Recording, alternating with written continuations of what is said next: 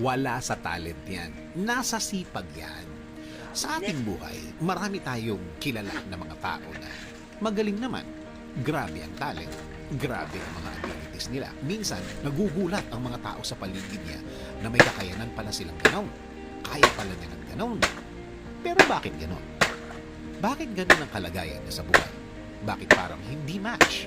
Bakit parang hindi niya mapakinabangan ang talent niya? Kasi nga, wala sa talent yan.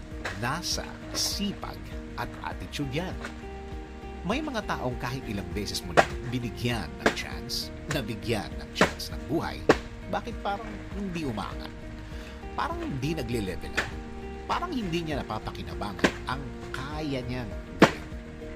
Di nga ba, sabi nila, hard work beats talent when talent doesn't work hard. Kailangan talaga ng tamang plano at approach sa buhay na ito. Gamit mo ang talent. Kung hindi, walang mangyayari niya. May mga pagkakataon naman na pero pawala na ibaw niyan. Talent. Puro lang init. Pero, So yun lang muna guys, pakita ko lang sa inyo gusto mamaya. talaga niyang matuto.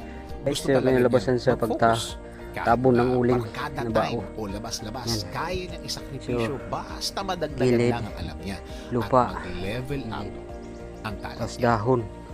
One day, Yan. ang galing-galing na May niya. konting lupa dyan. Magugulat ka na lang na nag-iba ang mga Titingnan kaya ko niyang muna gawin. kung may singaw pa, No, kung may no, umuusok pa, tatabunan ko dahil ulit yan. yun sa mga ibinigay niyang panahon para mas Yan. mag-level up siya, para mas mahasa o mahone pa niya ang talent niya.